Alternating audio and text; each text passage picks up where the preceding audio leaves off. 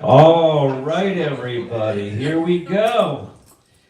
Let's give a big round of applause for everybody for showing up here tonight. This is crazy. Yeah, this is awesome. So you guys can sit, you can take that wrap off of that giant paper couch back there. That's to keep Buster from wrecking that. There's other seats in here. And yeah, I want to welcome everybody here. This is a comedy open mic. My buddy Spanky Payne is here. He's famous in the area. Grew up in Chester. It was Chester you grew up in? Clarendon. Clarendon. You were close. All right. Well, Started he said he was coming, and he's here. He's one of the. I met his dad. He's one of the first people that I met when I moved to town. Was Spanky Payne's dad, John Ellis Sr. Nobody cares about that. All right. So I think what I'm gonna do is I'm gonna open the show with my little bit of nonsense. Then we're gonna have the Nancys on here. Bad influence, right? This is the deal, Nancy? Yeah. So my dog is a bad influence on me. I've had friends throughout my whole life. Some of them are good influences, some of them are bad influences. I think I've been spending too much time with my dog. I was standing in line at the Jiffy Mart the other day, and I had this strange desire to stick my nose in the person's butt in front of me. I'm guessing that is from hanging out with Buster too long. I did that joke backwards. It's not one of my normal jokes. It's not that funny. I did that because of the bad influence, Nancy. So, welcome to Chester, Vermont. How many of you live in town here? There we go. Cool. Yeah, so we have a new diner in town, and they were asking for names for the diner, suggestions. What new diner? There's on the edge of town, but anyway, yeah. Country Girl? Yeah, well. No. My joke is not going to work if you guys interrupt me in the middle of my joke. All right. We have new owners for a diner in town, and they wanted to ask people if they had any ideas on how to name it. And it's one of those diners that has the seats that wobble. So I suggested they call it the Loose Stool Diner. That's the punchline. They didn't like that idea. The barber in town was complaining. He says, oh, we got our old bald guys like you, Barry, coming in here. I need to make more money. So I suggested to him that he put up a sign that says, we groom children. Yeah, he didn't like that idea. We have new signs all around town here. Welcome to Chester, live, work, play. Welcome to Chester, shop, eat, stay. I called the town manager. I wanted to have a sign that was reflective of my experience here. I said the one across the street from me should say, live, work, and play with yourself. It's my experience here in Chester. I am single. Dating in Vermont is very difficult. Yeah, it's tough. Is everybody familiar with the Menendez brothers? Yeah. They killed their parents. They actually shot their mom in the face. And they both got married while they were in jail. I'm like, what kind of red flags am I putting out? It's a difficult time now. It's a weird time. I'm getting older, and I've recently become unattractive, and I'm not used to that. I used to be kind of good looking, and I was out shopping the other day, and I saw this guy who looked like he might have been unattractive his whole life. So I went up to him, I said, hi, I'm Barry. I've recently become unattractive. I'm trying to deal with it. You look like you've been unattractive your whole life. Do you have any advice for me? He was not happy about that. Neither are you guys. I might have did that backwards. Anyway, that's my unattractive guy joke. It's a tough time for being a single man. I mean, I could have a jet airplane and own an island, and it would be a red flag. I was dating a really nice girl, and I was so lucky, and she said to me, Barry, you're the greatest lover I've ever had. Every night when we get in bed, you kiss me from the bottom of my feet to the top of my head. And I said, Heather, you spend a lot of time in the woods with your dog. I'm deathly afraid of ticks. All I've been doing is checking you for ticks. Lyme's disease. Yeah, she got mad. She left me. I tried a new pickup line the other night up in Ludlow at 802 Brew. That's back going again. You can go out and dance now. And I saw a girl there, and I went up to her and I said, "You're a 9. I'm a 6." So that's my new pickup line. I am dating a girl, and I was really excited because she sent me a text message that said, "I want to have sex tonight." So I was all excited, and then she sent me another message and said, "I will see you tomorrow." Yeah, there you go. All right, I don't have my list up here. Oh, it's Yeah, I have that list, but I don't have my jokers. I'll tell you, so one more story, and then we'll get the Nancys up here. I was out and and this actually happened at Spanky Payne's freaking music show. It was so loud there that I could hardly hear what this girl I was talking to was saying. And I thought she told me her name was Polly Ann Morris. So I was calling her, I said, "You're Polly, right?" She's like, "Yeah," and I called her Polly. We ended up coming back with me, and I thought like I had something going on. I was all excited, get to meet a girl, take her home. She left her number. I called her house. This guy answered. I'm like, "Is Polly there?" He's like, "What are you talking about?" I'm like, "The girl I was with, Polly, last night." He's like, "Oh, you're Barry?" He's like, "Yeah, well, Sandy told me she met you. We're polyamorous." So the next time I went out, I met a girl named Peggy, and I said to myself, "I'm not even starting this." There you go. All right, thank you very much. So now, ladies and gentlemen, so Nancy has collected my art for a number of years. She's wonderful. I need to have her call my dad and to tell my dad that my dad doesn't think my dad is not happy with me, Nancy. If he had the attitude that you have about my work and my talent, then I'd actually feel loved and supported, and I might not need to do comedy to try to get laughs. Feel like somebody loves me. Does your dad get to watch your shows? He made me put it on YouTube instead of Facebook. God damn it, you know. You put this on Facebook and you're talking about which hand you're going to cheat on with the other hand. You know, Lona Altman watches this. She went to school with your ma. Grandma's rolling around in her grave. I don't know what the hell you're doing. Doesn't like my comedy.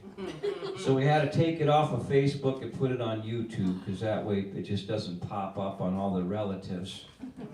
Yeah. My sister doesn't like my jokes either. She told me that she told my nieces to stop following me on Facebook because I had too many sex jokes. So I told her I wasn't going to support the girls' college anymore, that I was going to unsubscribe from their OnlyFans pages. There you go. Thank you for the laughs. All right, everybody. The sexiest ladies in Chester are here. Nancy and Nancy, come up to the stage, please. yeah. All right. So I'm going to try to, over here, we're going to move this. You got 5 minutes. I'm gonna turn that timer on up there, hopefully. Here you go, Nancy. Hi. So please put it close enough to your mouth that everybody can hear you. Can you hear me? And let her go.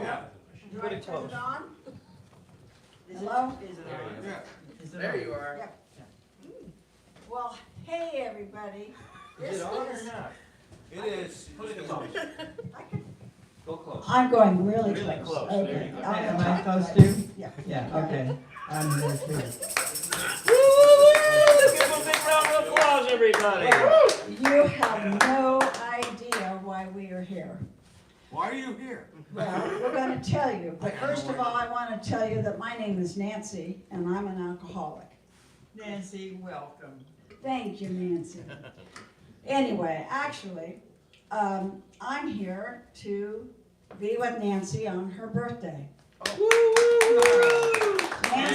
Nancy's gonna be 95 years old tomorrow. God bless America. And we just went out to dinner, and we had a great time, and it was over, and I said, so now what? Any jazz bars, any place to go dancing? And Nancy says, well, Barry's got his gig going on tonight, so why don't we go do that? It's not 5 minutes, it's 50 minutes. I'll fix it. Okay. Don't worry about it. Just keep going, you're doing good. So the deal with Nancy and Nancy is that Nancy moved to Washington, Connecticut, where I was living. I came from California, but I was in Washington, Connecticut. I met Nancy, and we were in the garden club together. And Nancy is one of the finest gardeners I've ever met in my life. And we became garden friends. And I was trying to figure out what we would do in stand-up comedy, because what's so funny about gardens? Uh-oh. I don't know. But we do know a lot of botanical names, which sound very erotic. But then you wouldn't know if they were erotic or just, I mean, what are some names that come to mind, Nancy? That are Degustimus? Negustimus? Whoa. Yeah. Okay. There are, I mean, I have to kind of get Talking primed. to talk. I need to get primed for this because I can't, but there's a lot of sort of horny names, yes. They sound horny, Yeah. but they're really very serious botanical names. Well, I think that plants are horny. Well, how do they get there? I know, and the pollinators and all that stuff. Yeah, Yeah, and they do that in the daylight. yeah. Yeah. So, here we go. And I left the garden club because I wanted to garden, and I spent too much time doing all these programs and stuff. And Nancy was the president, and I was her vice president. And then, she moves up to Chester with her husband, who passed away about a year and several months ago. You didn't tell them about the cement mixer and the trough we made plants. Oh, yes. We made planters called troughs. Yeah. And she was Do you in know charge what of troughs the- are? Okay, good. Not pigs. This is plants. This alpine plants grow in these fancy little pots that have a lot of complicated ingredients and they have to be stirred up. So she hired a concrete mixer. Yeah. And we made all these things and put them together and they all fell apart. Yeah, but the funny thing about the women that were in the garden club is everyone's so polite because they're such lovely little ladies. So nobody, for the whole winter that we were letting the troughs cure, the women wouldn't admit that their troughs were falling apart. They thought it was something they had done wrong, and because they're trained to be women to do that, the women just, they messed up and they don't want to say.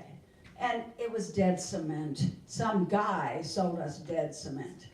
So we had to do it again. So we finally did the cement things again, and we made the troughs, and we all had our little plants. Yeah. But that's not the. I still have that trough. I brought it all the way from Washington to Okay. Chester. Well, sometimes people's humor is different in different parts. Like Barry has his humor, and Nancy's, had a lifetime of amazing things happen.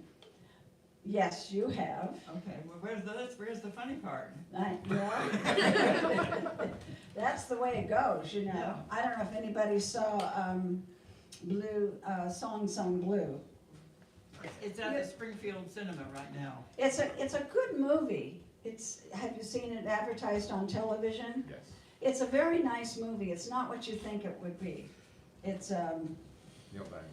it's a Neil Diamond theme, but it's about two people that live not a very exciting life. They're very ordinary people, and they don't want to be ordinary, and they decide to do this sort of tribute thing to Neil Diamond, and it was quite wonderful. Highly recommend So it. where are we going with this one? I don't know, it's just chatting away. So did you want to say anything before we conclude? I needed to be a little more primed. I can't think of some really juicy things that would be fun to say, but they don't come to mind right now. You know, I'm getting a little senile. Hardly. Anyway, I want to just thank you. This was an experience. She had to bring this. We news- had no idea She that had we to were bring doing this this. back to my friends in Washington. Yes. They If had it's me on in the YouTube, stand-up we'll look it mic. up. All right, great. Thank you, Barry. Awesome. Thank you so much. This is great. 95, is that for real? I'm sorry. Oh, that's awesome, Nancy. Nancy collects my art. She comes here like all the time, and she loves my work, and she's so supportive. And I really that's think it great. is great. Give it up for Nancy and Nancy, everybody. This is what life is all about, having new experiences at any age. This is great. I love it. It's bedtime. He said it's bedtime. Bedtime. All right, well, so much for me getting lucky tonight. I sleep right back here, ladies, in a cloud. We could, no, that's totally wrong, sorry. All right, forget that. I crossed the line there. Oh my God, what's wrong with me? All right, thank you so much. Nice to see you. They came in today. We had a great chat. Thank you, Nancy. To come up here. It's freaking awesome. Awesome. All right. And now, ladies and gentlemen, all the way from Aaron, where the heck do you live? I live in Lyme, New Hampshire. In Lyme. Wow. All the way from Lyme, New Hampshire. He plays a pipe organ in a church, ladies and gentlemen. Are you a choir director too? What are you? I am a choir director. And the choir director. And I direct bells too. And he directs bells. My friend, my buddy, Aaron Richter. Woohoo! Okay. I'm gonna try to get this. Ooh, there's so many choices here of mics. Yes. I'm a man of God. And I pray to God that I'll look as good as Nancy if I make it to 95. Holy shit. I don't think with my body type I'm going to be making it that far. She doesn't look a day over 75. Hope I can make it to 75. That's not a joke, it's just an observation. I gotta get healthy, you guys. It's really important. I don't know if I'm gonna lose weight this year like I've tried many years in the past. Anyway, how's everybody doing? Yeah, all right. Cool. Awesome. You people, is everyone here from Vermont? Do we have any New Hampshire people? Well, oh, cool. I know that I fucking drove with him. I know he's from New Hampshire. Okay, very cool. So then you know that at the beginning of this year, no more state inspections for your car. No more annual inspections. It is so exciting. So exciting because I'm sick of putting money into my car. I'm sick of like having to spend money on like tires and brakes. I'm over it, Don't gotta do it anymore. I've waited for this day for so long. Because now I love playing the dashboard light game. Does anyone know what that is? It's, you see how many lights you can get on your dashboard with the car continuing to run. And usually this is the point of this joke where I say, I got them all on. I'm winning at life right now. I got them all, right? Yeah, that's what I usually say. But about, I don't know, a week ago, coming back from a comedy show, It was actually the night of that ice storm of the century. It was before the ice even started. I hit a deer and totaled my car. And the thing is I was still able to drive that car. I drove that car 2 hours home. That is the kind of cheap bastard I am. I'm like, I'm gonna drive this. I always keep to my mantra with cars is I'm gonna drive this thing straight into the ground. And it wasn't quite done yet. It was like the Terminator of 2011 Volkswagen Golfs, but I kept, and honestly, the thing still drives right now, so I don't know. It's making some weird noises now. It's on its last leg. And so I hit the deer, really big deer, and in the past few weeks, I've come into contact with 4 deer while driving, okay? First time, right on my street, I almost hit this deer. I was so close, and I avoided it. Second time, a few miles from there at night, and these are all either coming or going from comedy gigs, okay? So the second deer, it bumps my license plate. I slow down just enough to where it just bends the license plate. And then the third time, I'm on the highway, and these deer form a fucking line. These deer form a line in the traveling lane, and I'm able to go around in the passing lane. I'm going 60, right? Go around in the passing lane, slow down, and one of the deer hits right into my passenger side rear view mirror, or passenger side mirror, and breaks the mirror. I'm able to fix it. All right. So anyway, brings me to last week. This deer, I'm going 30 to 40 miles an hour. Direct hit.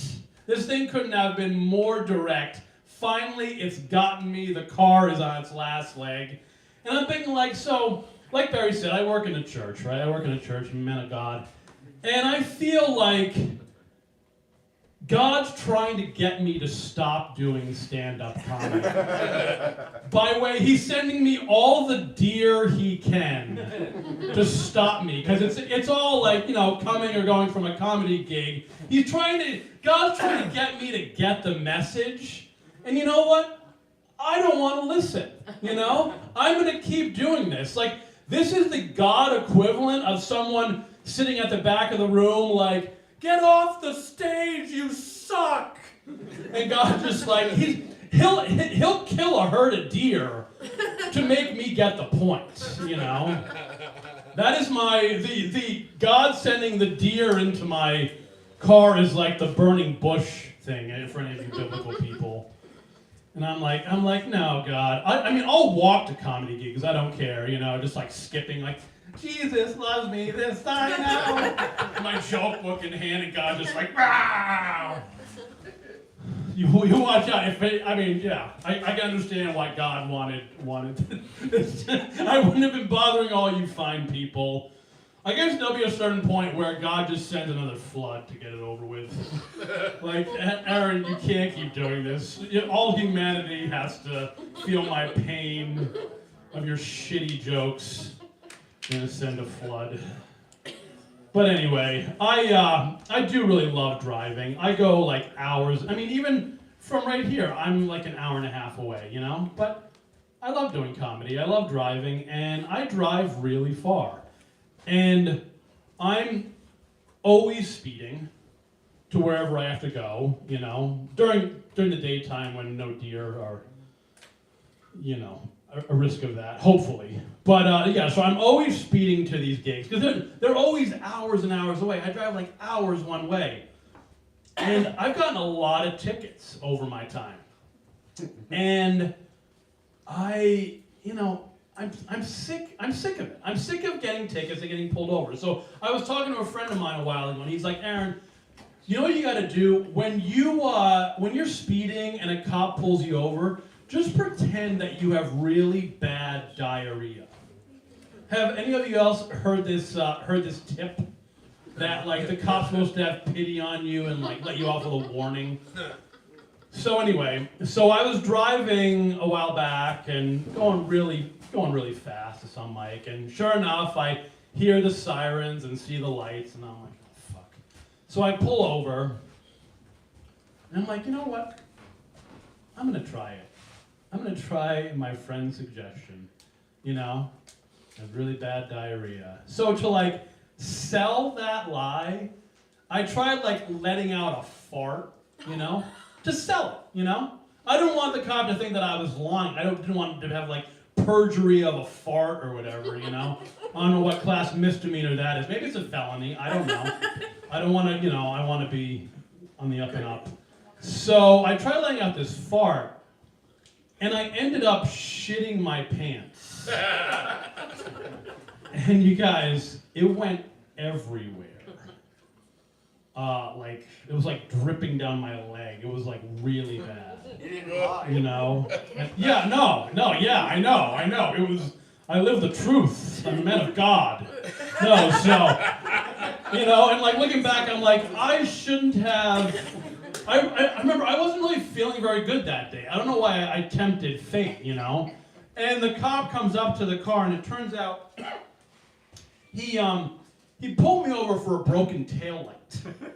Not speeding. Pulled me over for a broken taillight and let me off with a warning. So I had to drive home just full of my shit. You know? I did clean that car, but it was never the same after that. And that car, I did eventually sell that car. And the new owner asked me if the car had been in any accidents. I'm like, well, it hasn't been in any accidents, but there's been an accident in the car. Like, not gonna find that in the Carfax. Am I right? Yeah. Don't tell him anybody. He's like, what's that new car smell? I'm like, it's my shit, motherfucker. Yeah, love it. Yeah. So, a little bit about me. I'm a sex offender. Yeah. I offend women with how bad I am at sex.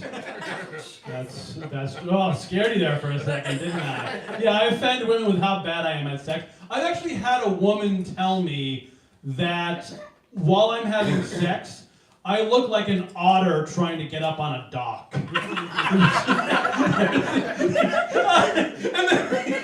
the thing, just like me, just like the otter, like, I'm also happy when I've finally gotten on top, you know? It's like, yeah! The otter like flips his little tail. It's like me, it's so great. So yeah, I have that going for me, ladies. All right, everybody, you've been a lot of fun. That's all for me. Have a good night. Whoa! Did I just break this thing? Yeah, that's why we don't have nice things. Yeah, I know. What did I do? Okay. Thank you, Barry. So we have been doing a little bit of an interview thing. Oh, we'll just do a quick one. Okay, sure. Yeah. Sure. So you and I know each other. Yeah, we do. So Aaron and Tom host a mic up in West Leb at the airport at Brightside Brewery, and that's one of the mics that I started going to. And then I met Mindy down in Brattleboro. Mindy's coming up in a little bit, and I kind of made this as a music space originally, and then we decided to try doing a mic here now, and look at where we are. Yeah, it's Pretty awesome. neat, huh? Yeah, it's awesome. So I often leave the mics with a big smile on my face, and I'm trying to figure out why I like this so much. Do you have any idea why you like doing it so much? You know, I've thought about this. Out of 10 times going up on stage, I probably do okay to very poorly 9 times out of 10. Not gonna lie. I'm not great. I'm not gonna lie. 9 times out of 10. But that one time you hit it out of the park. Yeah. You are on top of the fucking world. And it's a high. It's like a drug. Yeah. So I feel like, and I keep wanting that hit, you know? Yeah, well, that's what it's like. Yeah, I think for me too, like, one of the things I'd like to do is kayak in the spring when the rivers are high and you're coming around the corner. If there's a tree there, it's called a strainer, and if you get caught under it, you could die. and I like skiing, and you're on the edge of how fast you're gonna ski before you crash. So the point of the story is your adrenaline gets going, you get a dopamine rush or whatever it is. I think that there's something about doing this. And when I first started doing it, I felt more nervous, as Tom mentions too. People, public speaking is like a thing, but to turn that into something that's exciting and fun is really cool. Yeah, it's an art form too. So writing and all. Do you write much? Do you take time to write, or how do you come up with your work? Not as much as I should. I just like think of ideas in the car that I'm not totaling at the time, and I just like kind of just like audio record it and then bring it up on stage. Yeah, good for you. All right, Aaron Richter, everybody. Okay, so our next comic is Mindy Bean, and then Big Seth is on deck, and Daniel showed up too. So Daniel's here. All right, Mindy Bean, everybody, give her a big round of applause. Is this Lex? Can I move that? You can do whatever you want, Mindy Bean. You want me to stand here? Yeah, stand there. Hi, I'm Mindy. Oh, perfect. I have 6 kids, Yeah, and they're sick all the time. it's true. You do a great impression of me. All right. Happy New Year, everybody. Thank God 2026 is here. I have to tell you, I didn't like 2025. Didn't like it. And I'm always very thankful for a new beginning. New beginning. And every year I say, I am not going to screw up as bad as I did this year. Every year I say this. I have yet to make this happen, but I always have hope. So, very hopeful this year. I'm glad it comes after the holidays. I'm a single mom, not on my A game during the holidays, if I'm being honest. My kids will tell you that.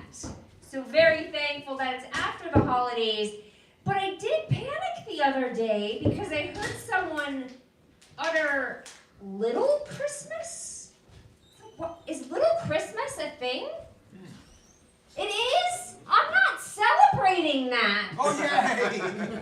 We can't start adding Christmases. I'm not very good at Big Christmas.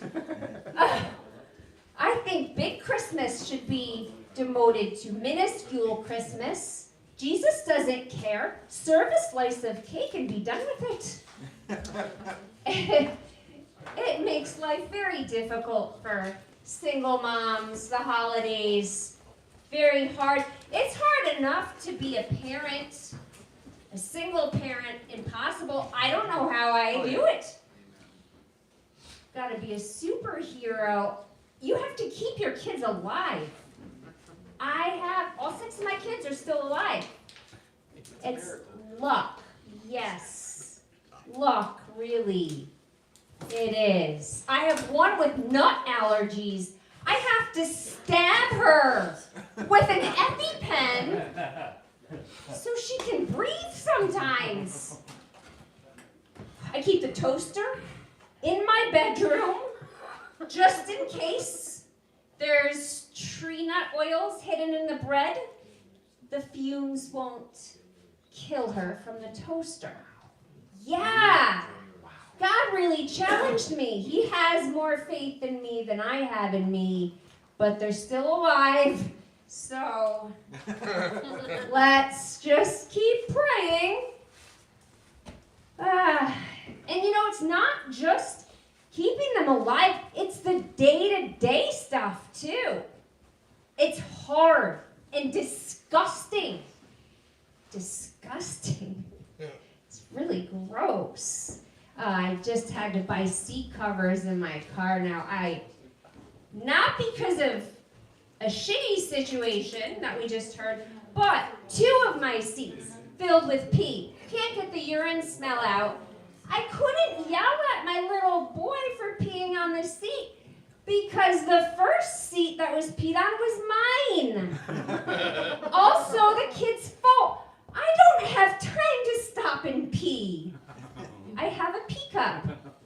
I thought I could balance while I drove. You must be a good shot. Yeah, I thought I would be. I am at other things. It seemed like it would be the same with pee, but it's not. So, seat covers, and you might want to think twice before getting in my car. But that is just the way it is with kids. I didn't know about poop fingers. Did you know about poop fingers? No? Well, if you change enough diapers, you know. You can put on 3 rubber gloves and scrub your fingers till they bleed. And somehow, magically, your fingers still smell like shit. It's inground.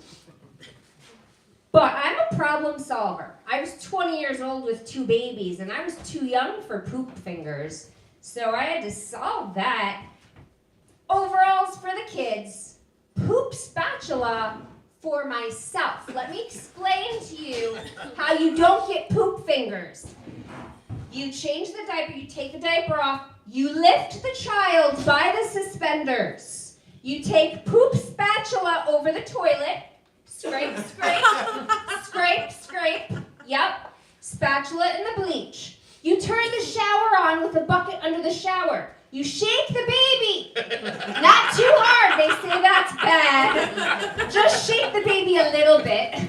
You can dunk it in the bucket and swirl it around. You make sure there's no poop specks.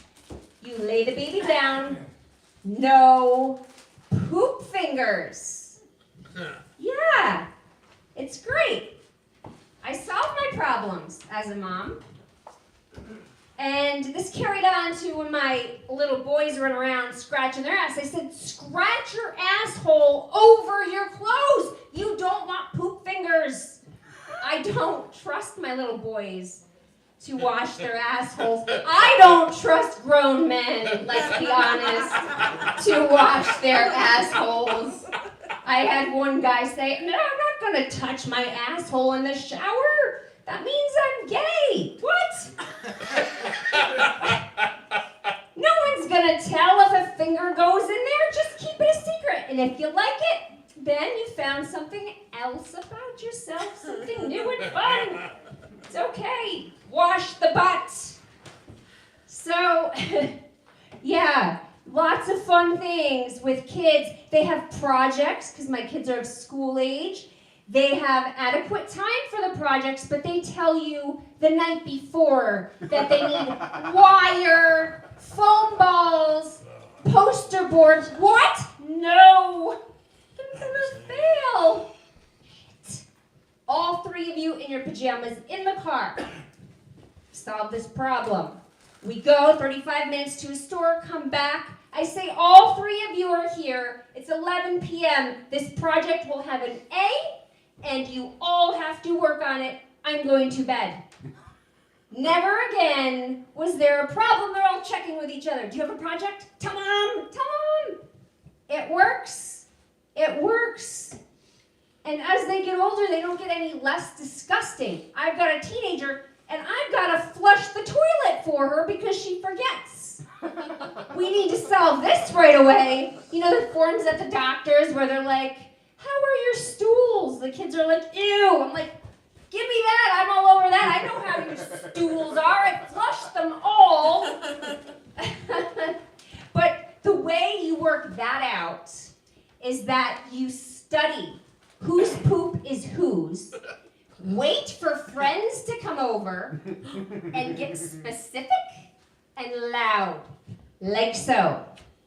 Oh, we've got 6 turd nuggets, a greenish hue. They're floaters. You do floaters. Come, flush the toilet. Oh, a nice big one. Dusty sand in color, blue streaks. You had blueberries for breakfast. come flush. Yeah, friends are humiliated, kids are humiliated.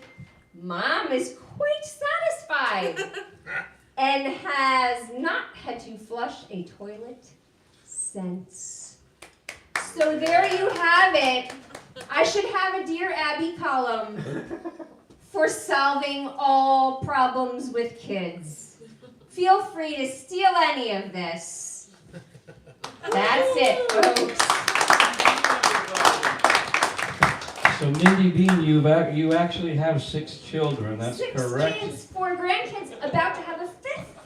Right, yeah, I thought you were like 24 when I first saw you. Yeah, I reverse in age because There of you all these go. great ideas. Every time you have a great idea as a parent, you go back a year. So you gotta try really hard. I still want kids, actually. Really? But I'm thinking if Even after all of those stories. Yeah, I'm thinking Okay. if I wait a little bit longer, my wife could change the baby's diapers and my diapers at the same time. There you go. There you go. But she can't lift you and shake you in the shower. Yeah, so it takes like 3 years to potty train a child. Not in my house, it doesn't.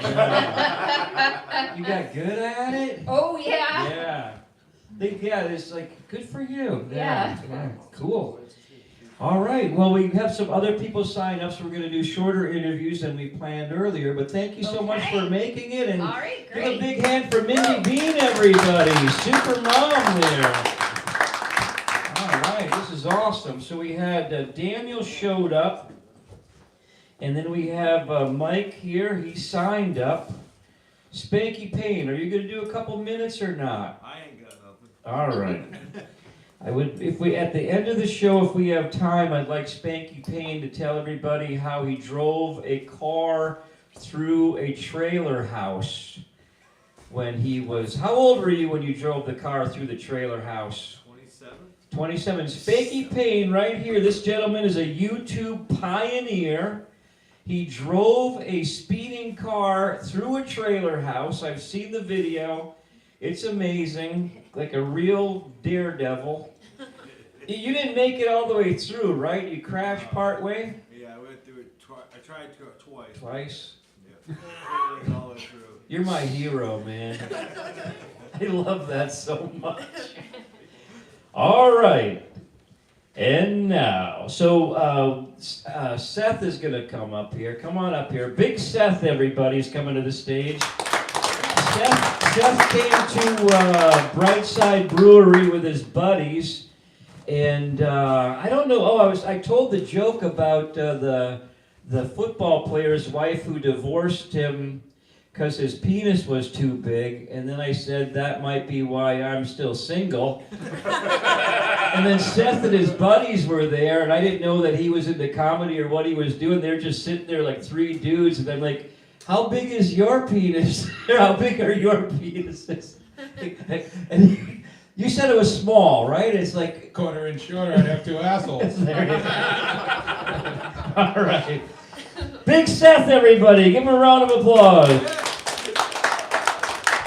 Awesome, thank you. How's everybody doing? Yeah, love this place. Glad Barry put it together. This place brings me back. Brings a lot of memories back to me, you know, it's so familiar. Reminds me of the place I lost my virginity. My uncle didn't have this much cool shit. But it still fills that void I've been looking for years. You know, well, we made it to the new year. It's been cold as hell this year so far. That sucks. You know, and all of us warm-blooded creatures, we get to experience the theory of wind chill, right? Yeah, it's 4 degrees, the wind blows, it's like -10. That's fucking awesome. That would only be cool if we could apply that theory to dick length. You know? Like, yeah, it's 4 inches hard, honey, but get it working, it feels like 9.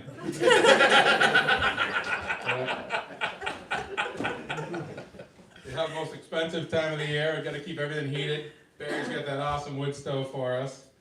Only problem is, you know, the heat, dry, my eyes burn, get bloody noses. As long as I don't piss off the wife, I won't, but. You know, I got sensitive skin too from all the heat. You know, anybody got sensitive skin? Oh, I ended up I learned I had sensitive skin in high school. I had this outbreak on my tongue and my lips because my dad changed the type of gun oil he was using. And yeah, I killed 2 birds with 1 stone that day though. Found out I had sensitive skin, and I also got clinically diagnosed with depression. So, it's been an easier adjustment as we've gone along through life. Yeah. Oh, I got a funny story to tell you guys. Much like this area, I grew up out in the country, and when I was young, me, my brother, and my cousins, we used to work on my grandmother's farm in the summer. She used to farm basically just to give back to the community. All of her produce and meats and everything would go to the shelters or the soup kitchen. And, well, one day, she found me bringing eggs back from a lady nobody liked down the street that was always giving her a hard time. So she called me over. I thought she was going to yell at me. I figured she'd be pissed. She pulled me in and hugged me. I was confused. And she goes, "Oh, that's so great. I'm so blessed to have somebody that as charismatic as you." I'm like, "Well, what would happen?" She's like, "I just saw you bring eggs down there, and I've been trying to avoid that woman for years." I didn't have the heart to tell her in that moment that those eggs were from the chicken my autistic cousin's been fucking for years. So, but I continued, just to, I didn't want to surprise her at that point. I've been blessed with 2 amazing things in my life so far. I was able to find a woman who was daring enough to marry me. And the best part about it is I was blessed because I was able to have confidence in the size of my dick. But I was also blessed because she happens to have an extremely low cervix.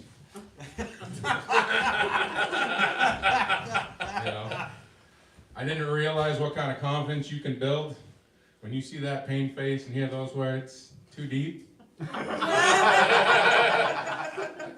But then a week later, all that hope and confidence was flushed away when my finger did the same thing.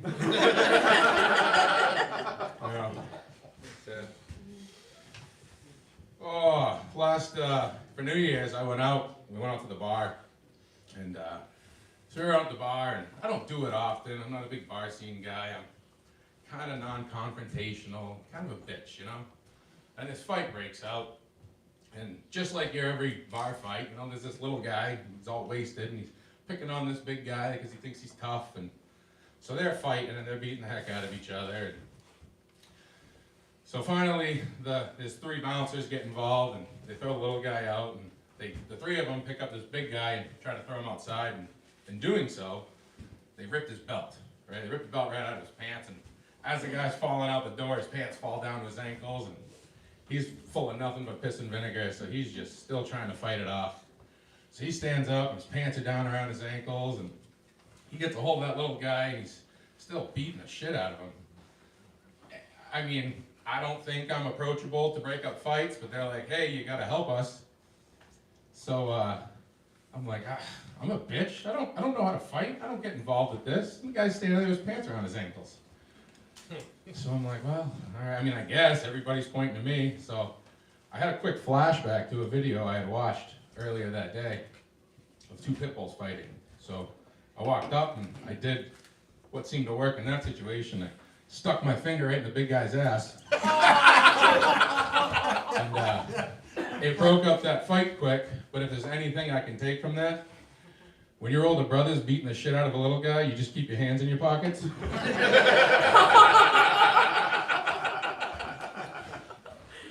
Yeah.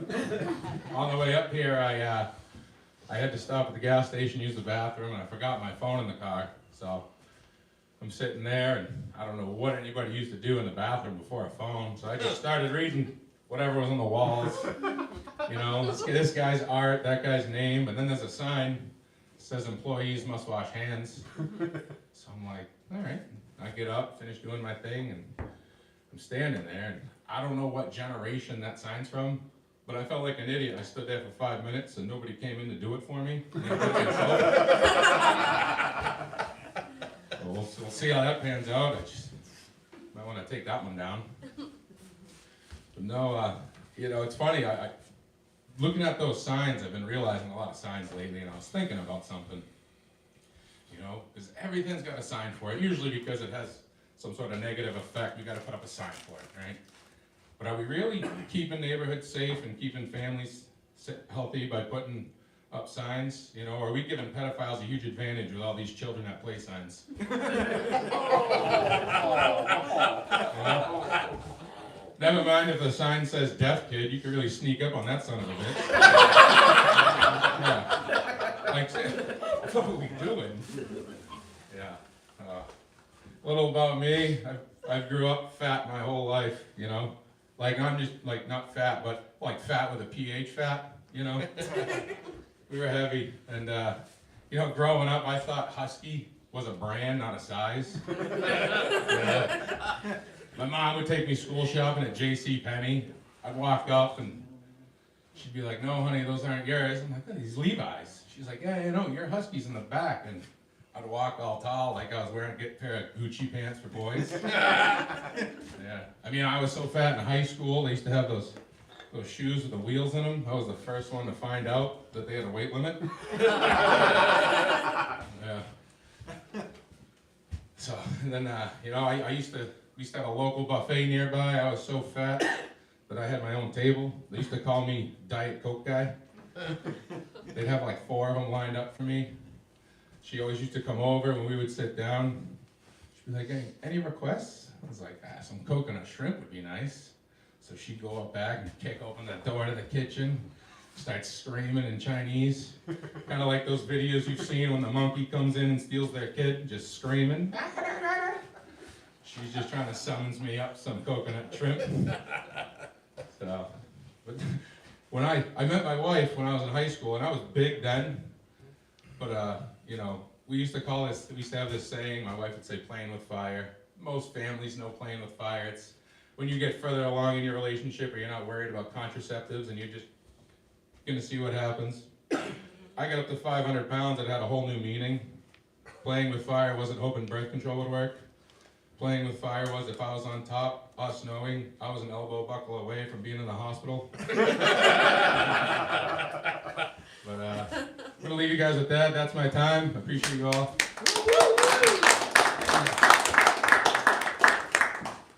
Big Seth, everybody. Give him a round of applause. Awesome.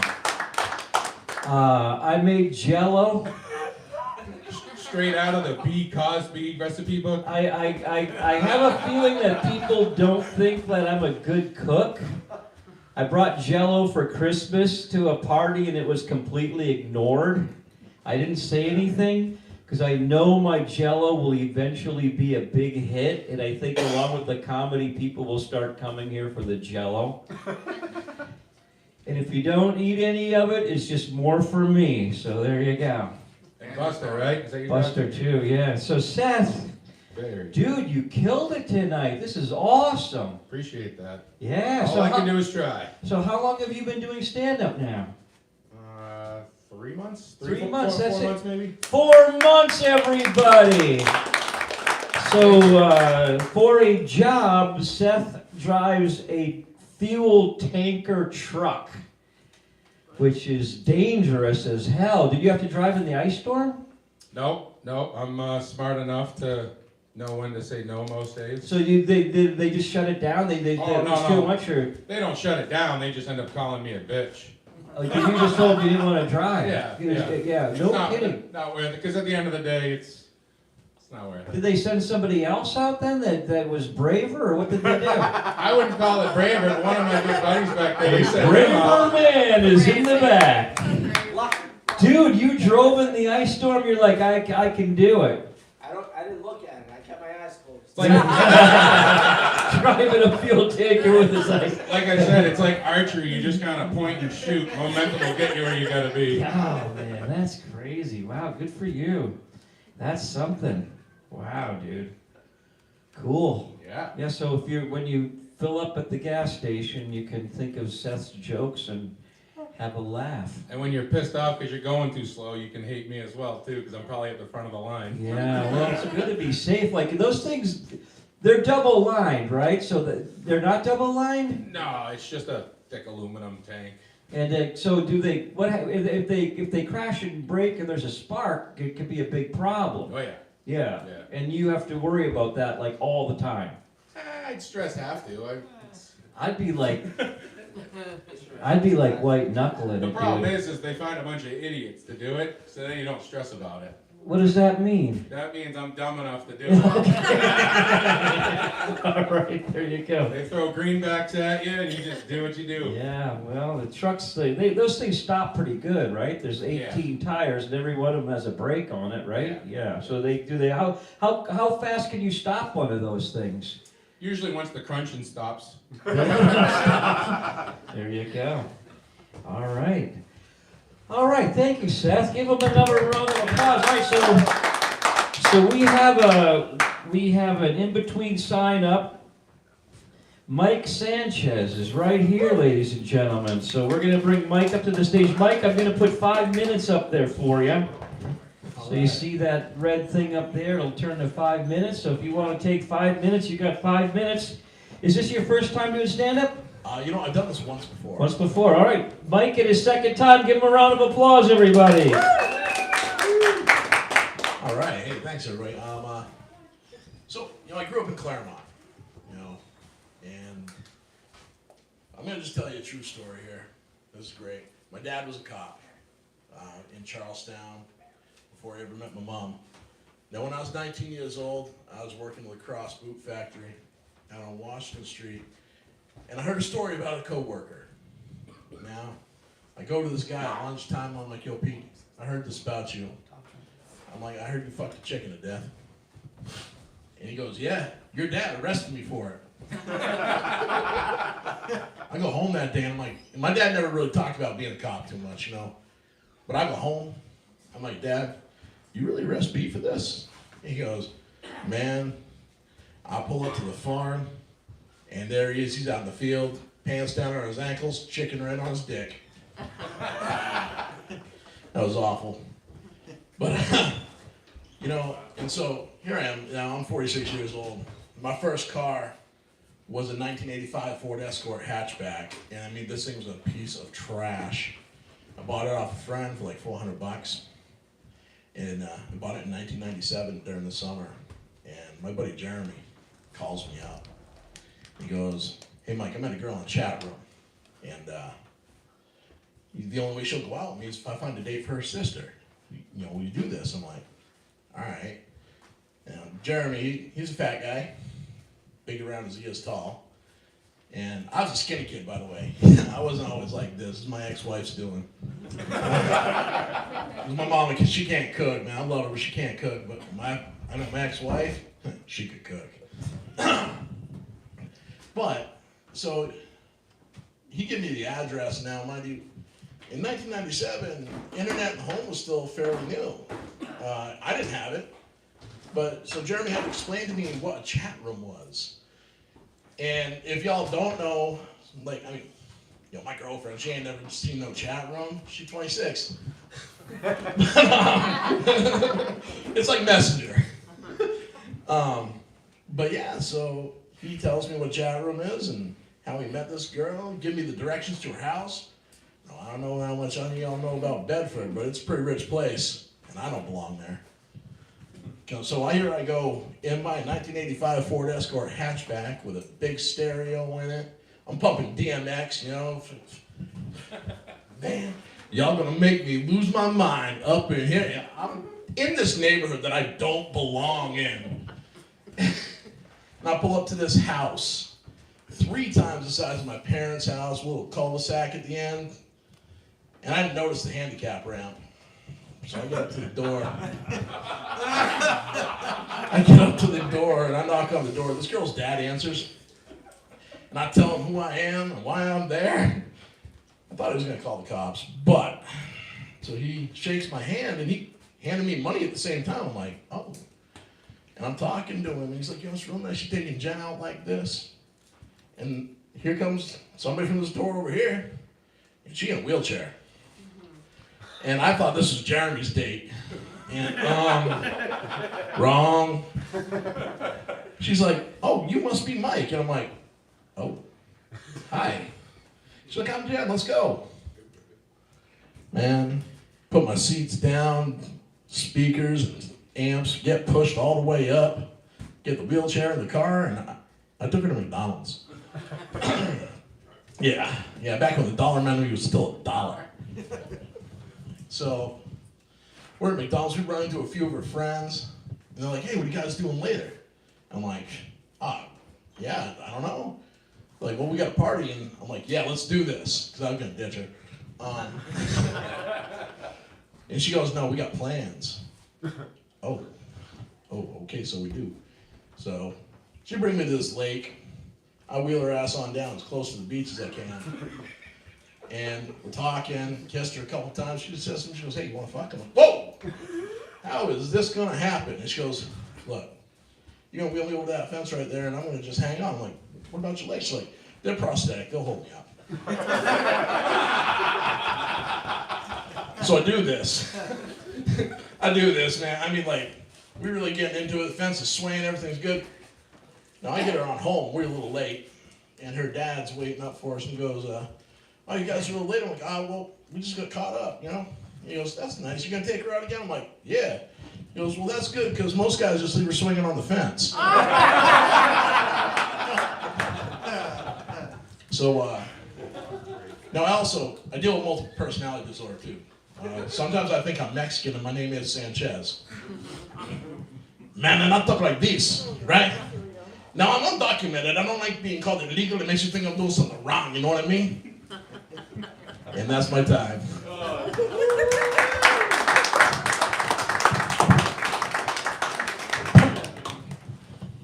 Everybody, look at that. Awesome. Give them another round of applause. It's pretty good for your second time.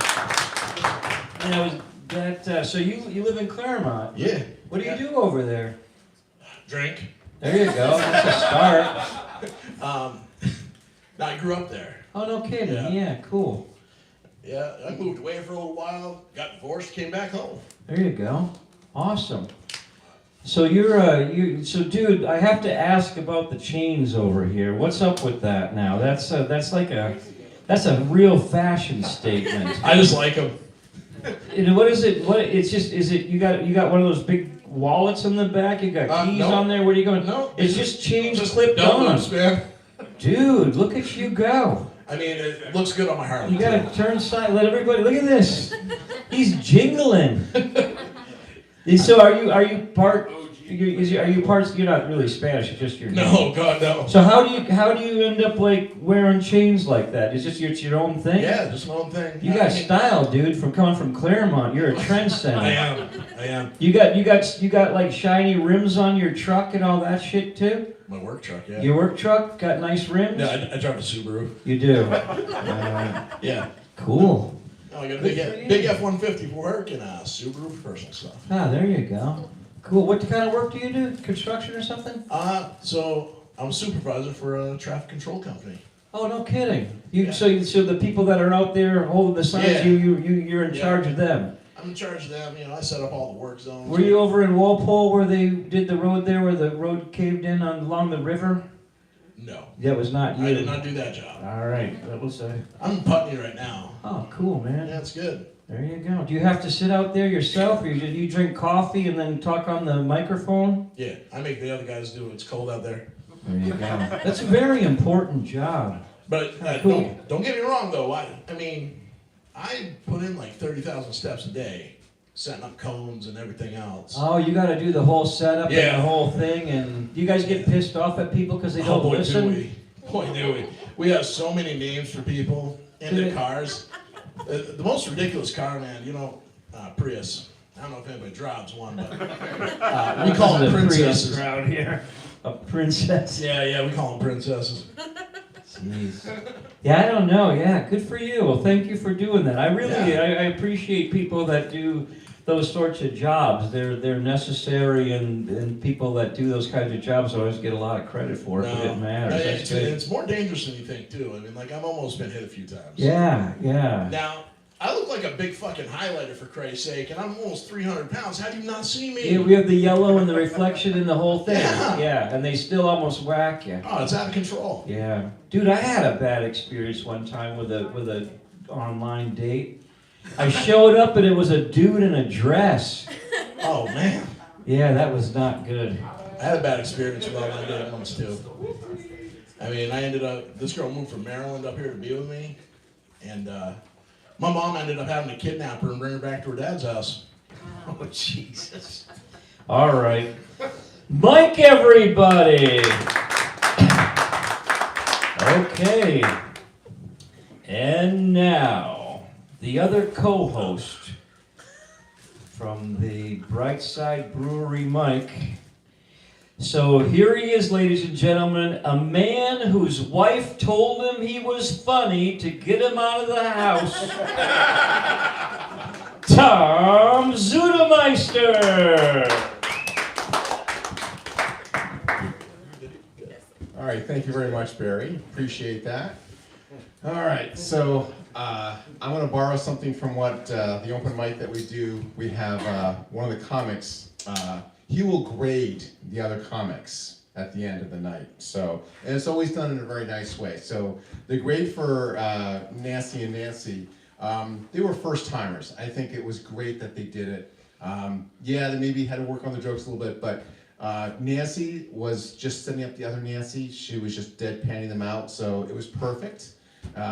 Because you gotta remember, standing up in front of a crowd and telling a joke is probably the third scariest thing you're gonna do.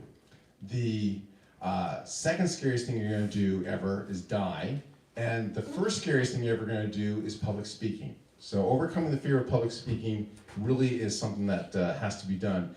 The other fear I have also, like with Aaron, is deer. So how many other people here have had deer? Anybody else? Yeah, the majority. Okay, so there was one time where I hit a deer coming out of Keene, and I remember that I went from one side of the road in a broadside all the way across the other side of the road, rolled into a ditch, was hanging upside down in it, and I got out of the car, the fourth door that was finally open. I remember the paramedics getting so close to me, like, why are you invading my space? They were trying to see if I'd been drinking. No, I just had 3 hours of information technology class. That's why it seems like I was drunk. No, I remember telling my dad, no, it's not that bad. The damage is not that bad. I think just the windshield took it on the, took the brunt of it. The car was worth $9,000, and I did $7,500 worth of damage to it. Wow. Yeah. So, and they didn't total it. Yeah, that was nice. Now, when Mindy was talking about the poop finger, I was thinking something a little bit different. No, in a clean way, Oh, God, let me just wipe out my finger here real quick. Okay, no, in a clean way. No, because with my kids, when they were younger, I wanted to do everything that my wife would do. But there were a few things that I would not do. I would not do the breastfeeding, because I didn't lactate. And the other thing that I would not do, the two other things I would not do is I would not clip their fingernails. Because I would always get the tips of the fingers with the fingernails, and then they would cry, it would make me cry, and my wife would have to come in. But the last thing I could not do is we couldn't tell if one had pooped in their diaper or not. So I would always just get really close and sniff. No, my wife was much braver. She would take her finger, stick it in the diaper. Yeah, there's poop there. Okay, more power to her. So when you were mentioning poop finger Mindy, that's what I was thinking about. So yeah, that was kind of gross. Seth, awesome analogy. Who else would think of wind chill being equated with dick length? That's awesome. That's a truly original. So that was great. Mike, the line, the prosthetics legs will hold me up. That was great. Okay. And then the killer with the dad saying, well, most guys just leave her on the fence. That was awesome. So, I do drive a hybrid. It is a Honda Accord, and I do not think of myself as a princess. But anyway, but this is a new year, and I made some New Year's resolutions. And I'm going to tell them to you, even if you don't want to hear them. So, even though my last name is Zudemeister, I'm not fluent in German. So one of the things I want to learn to do is I want to learn German this year. Ich sprechen und verstehen sehr Deutsche, which is another way of just butchering and saying that I speak and understand German very poorly. So that's how bad it is for those of you who know German. I also want to lose some weight. I've already lost 12%. Isn't that awesome? This new year just started. I already lost 12%. Isn't that great? No. Wow, fuck you. Okay. Saying I lost 12% sounds so much better than just 1 pound. That's all I'm coming to. So, yeah. I also want to be able to do a plank for 2 minutes. You know, where you're getting a push-up position, but your arms are formed. I want to be able to do that for 2 minutes. I also want to get 7 hours of sleep, because right now I usually get about 6 something.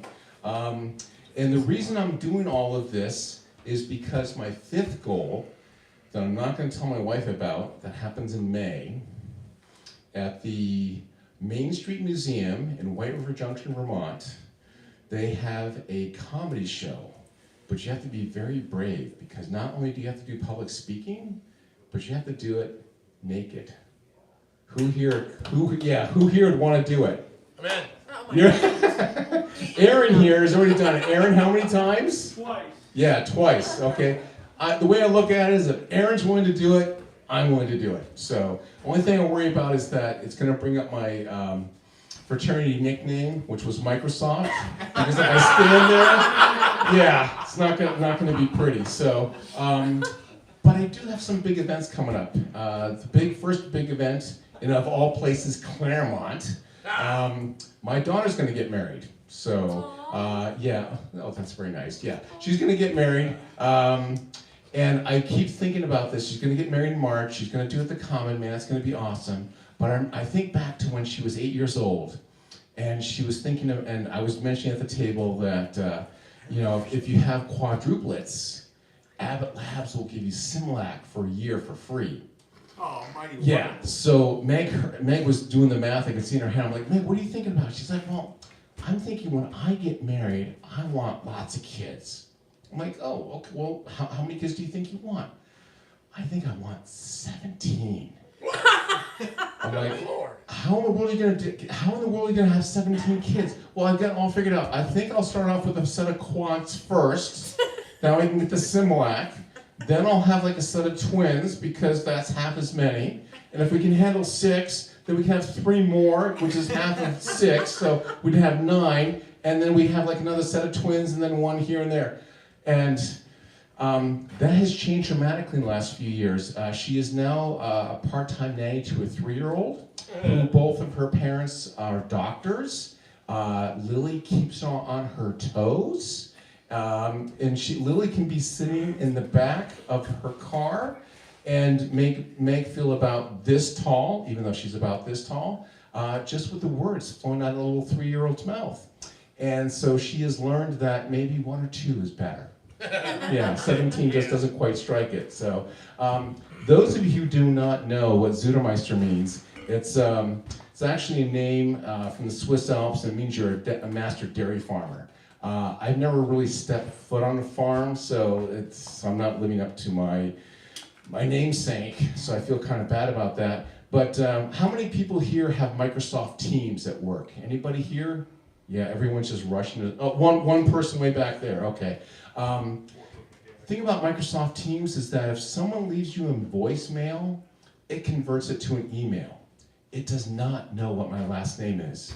It's Zudermeister. It's 13 letters. It's the simplest word in the world, simplest 4 consonants you can come up with. Somehow I still can't figure it out. So I've been called a zoo monster. I've been called a zoo master. I've been called a sodomizer. I've been called a sodomy master. On those last 2, if you check with my wife, she will tell you that I'm not a master when it comes to that. So, yeah, which is embarrassing to tell people that, but you know, that's what happens. So, now the other thing that happened too is that years ago, when we found out that we were having twins, I decided that I wanted to do everything possible to be a father that helps out.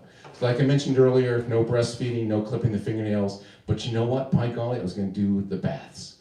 So we would alternate on the baths, because when our daughters are born, daughters always come early. They always come early. Twins always come early. So we were in the January pregnancy class. Not my kids. They came in March. They were both over 7 pounds each. Any mom? Well, I know Mindy, you're a mom. What was the largest kid you ever had?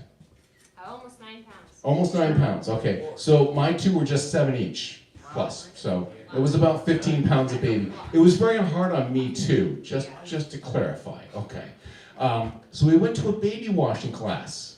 I thought, great. They'll give us little Raggedy Ann dolls or whatever, and we'll have a little thing, and they'll show us how to do it all. No. When we get there, it was 2 6 seats each, 2 little semicircles, and they bring in this 1-day-old baby. I was like, oh my God, who in the world would bring a 1-day baby over?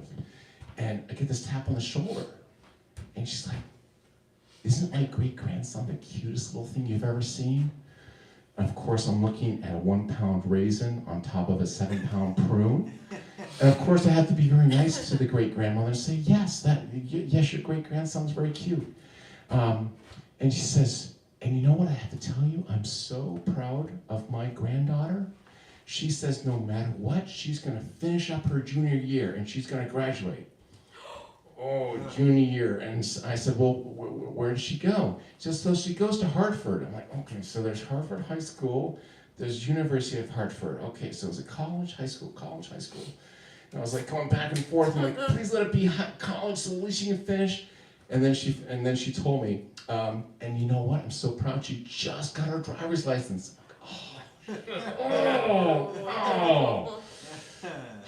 So the nurse lifts the baby up by the scruff of the neck, and she says, don't worry, they're sturdy. You can hold them any way you want. All I remember from the class is that Jonathan's baby chute does work. You start at the top, you work your way to the bottom. So as the class was finishing up, all of a sudden this, no offense, big thug of a guy walks in, like 6'4", 350 pounds, tattoos, piercings, hat on his side, shoes untied, varsity jacket. I'm like, who in the world is that guy? And she's like, and the grandmother says, you're probably wondering who that is. I'm like, yeah, I was kind of wondering. She's like, well, he's the guy who's claiming to be the father. It could be one of 3 different guys. I'm like, why are you telling me this? Why? Why are you telling me this? But that's one of the things I remember. I mean, only because I had twins was I able to do that. So, hey, again, 6 comics tonight, 7 comics. We had a blast that we had this full house because last month. You got one more. Oh, we have one more. I'm so sorry. We have one more comic, so I apologize. So thank you so much for coming out tonight. If you're interested in knowing more about comedy in the area, see me afterwards. We have a newsletter, and you can find out more about it. Thank you. We have an there you go. Tom, everybody. Give him a big round of applause. There you go. Yeah, we have an Upper Valley newsletter, and Aaron is in charge of it, and Tom and Aaron are my friends, but they will not put us on it because we're not part of the Upper Valley. I'm sorry, you're just the scourge. That's okay. Yeah, okay. We can handle it. Okay. So I'll have to call your wife and tell her that you're getting funny now. Will she come here if she thinks that you're? Will she? Probably not. No, she's happy that you're out of the house. She's exposed to it all the time. Oh. Yeah. You practice your jokes on her? No. No. No, I don't. She's just surrounded by it all the time. All right, cool. Well, I would love to do more interview, but it's going on, and we have more people that have signed up, so we're a little longer. Okay. So there we go. Tom Zudemeister, everybody. Thank you. All right. Is everybody doing okay? We got drinks, we got Jell-O, we have snacks. You can get up and move around if you want. We have one more comic. And this guy is my favorite comic. One thing that you don't say is that this person is really funny because that puts extra pressure on them. So I'm not going to do that, but I am going to say this guy is my favorite comic. Daniel, come on up here, everybody. Give Daniel a big round of applause. Daniel, where the heck do you live again? By Lake George? Yeah. He lives all the way over by Lake George. He drove all the way here. Daniel, everybody. Yeah. It's a long drive. Can't be mad about me being late. It was like 30 minutes is like still in the fashionably late, right? I give people 15, max 15. I was like 30. It's a long drive. It's a long drive, and I'm driving through SOS zones. You know there are houses there, right? Houses in SOS zones. What's that? SOS. It's when your phone's reception goes out. You know, you can't look up music. You can't look up Spotify. I'm just looking at all of you now. This audience is too old to understand what I'm talking about. SOS zones. You know, Spotify. It's the music platform where people listen to music in their car. Because people don't want to pay for individual songs. That's why you download it. Yeah, you can download Spotify? I don't use Spotify. I'm not a Spotify guy. I look up my music on YouTube. I'm YouTube trash. Yeah. Spotify trash. YouTube is better for music because you could speed up the songs. You know, I'm a speed up song guy. I'm a speed up sex guy too. Guys like that cum joke? Guys like that sex joke? Yeah. Oh shoot. I gotta make sure my hair isn't sticking up. Most comics bring up notes onto the stage. I should bring up a mirror onto the stage. I'm at sort of that mid-level, like down here are the comics who bring notes up, and up here are the comics who bring mirrors up to the stage. And I'm not at the mirror stage yet. Just coming up with a mirror before the show is that'd be weird. I could break up my phone and like point the camera at myself, but most people in the room wouldn't get it. You all wouldn't get it. That timer's not on, so just light me when I got a minute. I'll turn it on when you have. I'll set it up for you, Daniel. Yeah, I don't know how much time I have. I'm in the process of killing time here with what's on my Instagram feed. Make it happen. Sure, yeah. I could just bug people with my Instagram feed. The people who are clearly not old enough or not, you know, they don't know, probably too old to know what Instagram is. You know what Instagram is, right? You get these crazy facts about life. Hopefully, you all have kids, right? You're old enough to have kids, though. Like, I'm not gonna have kids when I grow up, okay? I saw someone on Instagram, someone who doesn't plan on having children, say that when they grow up, they want to have Hatsune Miku. What the hell is that? What? Take care of them. This fake pop star idol from Japan, she's like an anime character. Why am I bouncing back and forth between like Gen Z and like boomer dialogue here? This is just all my material tonight is just you would not nobody in the room would understand, but like it's this anime pop star and people kids nowadays when they grow up they expect her to be taking care of them because of the rise of this AI shit. Excuse me, you know about these things? What the hell? I'm almost 74 years old, and you know. You look great for 74. You look great. Excuse me. To look at me, would you actually believe that I'm 6'2"? I thought you said 74. Not 6'7'4". I've never owned a phone. I don't want a phone. You don't want a phone. You do not want a phone. No. 6'7'4". I said 6. You know, kids nowadays are going like this. Whenever you say 6'7". But I want to raise my kids to be like away from phones. Because I had the last people that I saw go like this when someone said 6'7" were a group of teenagers. And now, where I work at a hotel, there was a kid younger than them who 6'7" was brought up in the conversation. They did not go like this. That's how I want to raise my kid, okay? Completely in the dark to any sort of bullshit internet trend. Like, I want to be raised like this guy. Like, I want to be raised like, I want them raised like this guy. I don't want to steal your thunder, but y'all probably have phones. Did you realize these people who own phones, you taking pictures, they're semi-invalids. They only have one hand, because the other hand is holding the frickin' phone. Yeah. They're sending what? Invalids? What was that? Semi-invalids.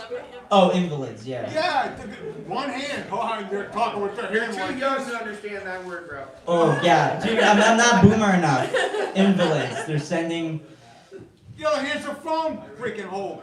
I love this discussion we're having. Like, I had a list of fucking material tonight. I love this discussion. My apologies, but sometimes you folks go over the flipping top. Too much slang. Too much slang. Okay, we'll go with that. Yeah, slang. Yeah, too much slang. Not enough coffee in the world, or not enough weed in the world to understand what the fuck I'm talking about, right? Yeah. Yesterday I actually did stand-up comedy at a weed dispensary, and I was just joking about, I was gonna joke about the dispensary being the last on the list, like the last kid picked at baseball. Yeah. And they stopped me before I even got to the joke. They're like, don't shit talk the dispensary. Don't shit talk the fucking dispensary. Like, it wasn't that bad of a joke. And they're threatening me with, like, taking away my swag bag. My fucking swag bag. It's like, as I get older, you want to talk about age, and as we get older, things change. The severity of threats as you get older is like a bell curve, okay? It starts off when you're a kid. Your parents threaten to take away your toys, and then they threaten to take away your video games, and then at the peak, they threaten to take away your phone, right? They threaten to take away your phone. And then, as you get even older, the bell curve goes down, and they start threatening to take away your swag bag. Your fucking swag bag. They're like, don't fucking test me, or I'll take away your fucking swag bag. God, don't fucking test me. A guy at that dispensary was wearing a t-shirt of Christopher from The Sopranos, and he's my least favorite Sopranos character, but I was like, them halting my joke pissed me off. I was starting to speak like Christopher. Like, don't fucking test me! Don't fucking test me! God, I was not in the mood for conversation after the show either, so it's like I had to get to Target anyway. It's like, don't fucking keep me from my Toy Story crackers, which are only sold at Clifton Park Target! Don't fucking test me! God.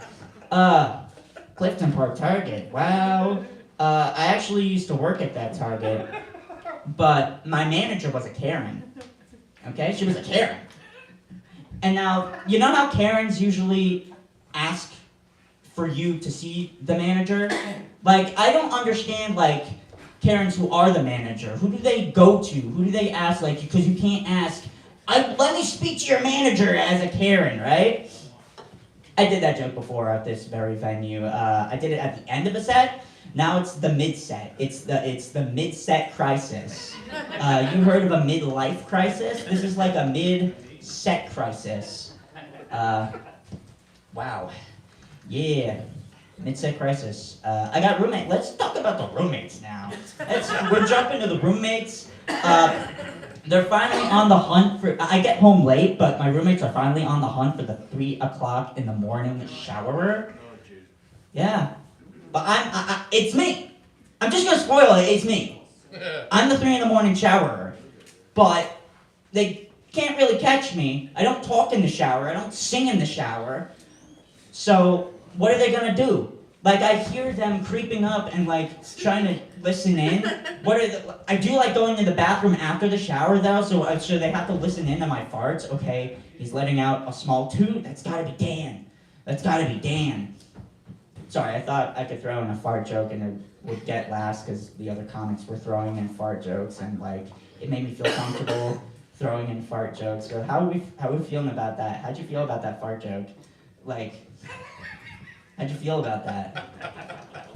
Was that good? Was that better than the other comics' fart jokes? Because I was just like throwing a fart joke. I have a fart joke on the list of things I want to fucking talk about tonight. Yeah, let's do some more toilet humor. I usually double flush. I don't want people judging my double flushing though, because I want everyone to know that it's corn. Like, I have a good fiber diet, so, like, I'm not taking these massive dumps. I want everyone to know when I double flush, there's, like, extra bits of corn around. And There was no setup to that. It's just like sort of in the middle of the conversation, and I'm not starting the conversation with it either. So it's like, okay, he's like prepped us. He's warmed us up. Now he's gonna talk about the corn and his shit. So he's warmed us up for the last 2 minutes here. That Jack Nicholson. Come on, let's go back to Instagram. Let's get off the toilet shit. Jack Nicholson. I'm not looking forward to 37. The age of 37. I'm like mid-20s right now, but when I saw this on Instagram. I saw when Jack Nicholson turned 37, he found out his sister was his mom. Dead silence. Yeah. Little Instagram fact. I don't know if it's true. I don't know if it's true. I figured I'd like throw that in there.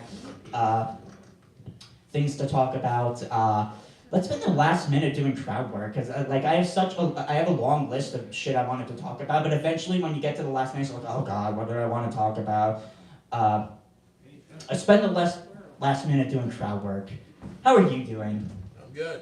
How are you doing? Trying to keep this momentum going. How are you doing? How's your new year? Oh, I wanted to get to New Year's shit. Man. We got the Christmas spirit. Will we be able to... No! Are you a grouch? A Grinch? People say, so Guido, how are you? And I say, I'm old, I'm cranky, and I pee a lot. I pee a lot, guy. But I don't like to complain.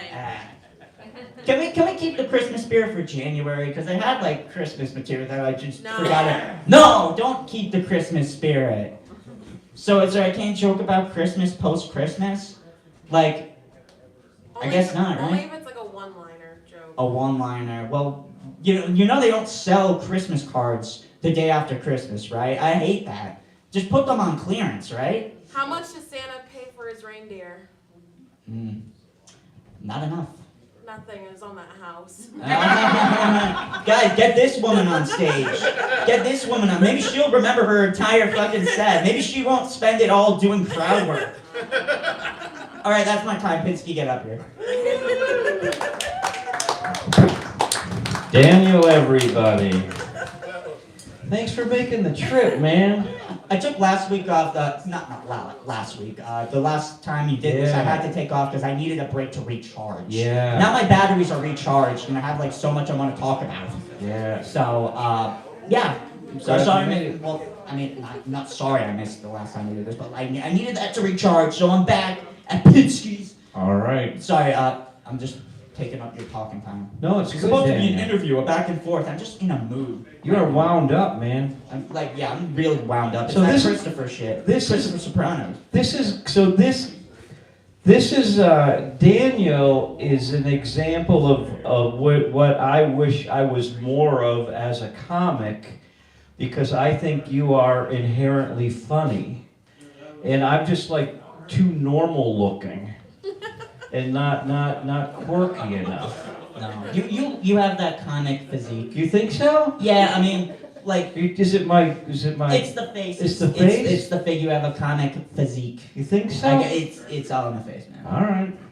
I think you are. I know you're inherently- German, right? German or Jewish? Like, you're German, right? I'm You mentioned German. you're German. Yeah, I don't know. German, Jewish. Those that's like either or are like comics. You think of that. I don't know why they were ever at war with each other. Because when you think of Germans and Jewish people, you think comics. We got to team up. I think because of everything that the Jewish people have been through, that's why they do comedy so well. They have to find humor in it. What about a Jewish show? Okay. We got one Jewish show coming from the lady, then we're gonna close it up. Yeah. Why don't Jewish people eat pussy? You repeat that, Daniel. I am not going to repeat that. Why don't Jewish people eat pussy? Because it's too close to the gas chamber. Because it's too close to the gas chamber. Congratulations on that one. All right, everybody. Give it up for Daniel. Give it up for all of the comics. I got one more thing I want to do. Spanky Payne. Spanky Payne, are you still here? Is your son here? Yes. All right, will you have your son come here, please? Presley, would you please come over here, my buddy? See, I want to be a good influence on young people. This is something, Presley, if you wouldn't mind, would you please just go in here for 1 second and stand right down there, please? There you go. Turn around. All right. Okay, everybody. Presley, it's time for you to come out of the closet in front of your dad.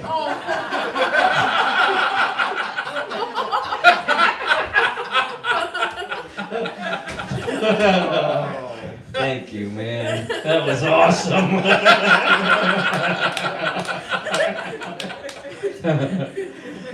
Okay, well, this is great. I want to thank everybody for coming to our open mic. Please share it with your friends. I saw the kids. They had some Jell-O. Was the Jell-O good? It was great. Woohoo! Yeah, thank you so much. All right. Thank you all for coming. We'll see you next time when that is. We're going to do it every week. Woohoo!